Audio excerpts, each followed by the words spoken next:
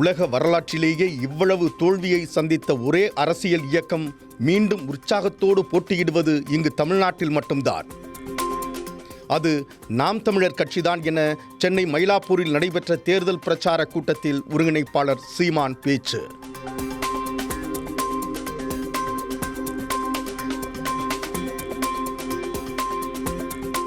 ஆட்சிக்கு வந்தவுடன் வெளிநாட்டு முதலீடு ஈர்ப்பு என்ற பெயரில் குடும்பத்துடன் பலமுறை இன்ப சுற்றுலா சென்றீர்களே, என்ன முதலீடு வந்தது? எத்தனை பேருக்கு வேலை வாய்ப்பு கிடைத்தது?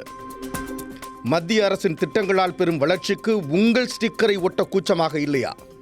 முதல்வர் ஸ்டாலினுக்கு கேள்வி எழுப்பி தமிழக பாரதிய ஜனதா முன்னாள் தலைவர் அண்ணாமலை பதிவு.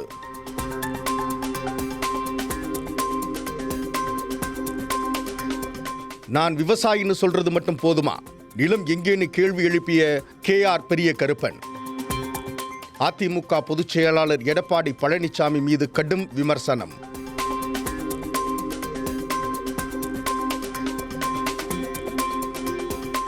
ஒரே பெயரில் பல சமூக ஊடக கணக்குகள் மற்றும் ஆதரவு குழுக்கள் உருவாக்கப்பட்டு அரசியல் சூழலை குழப்பும் முயற்சிகள் நடைபெறுவதாகவும், தேர்தல் நேரத்தில் சிலர் கவனத்தை மாற்றும் நோக்கத்துடன் இதுபோன்ற செயல்களில் ஈடுபடுவதாக தாவேகா தலைவர் விஜய் மீது குற்றம் சாட்டிய முன்னாள் அமைச்சர் KR பெரிய கருப்பன்.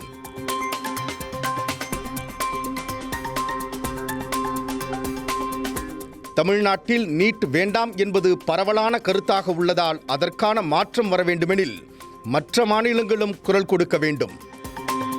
சிவகங்கை மாவட்டம் மானாமதுரையில் செய்தியாளர்களை சந்தித்த கார்த்திக் சிதம்பரம் பேச்சு.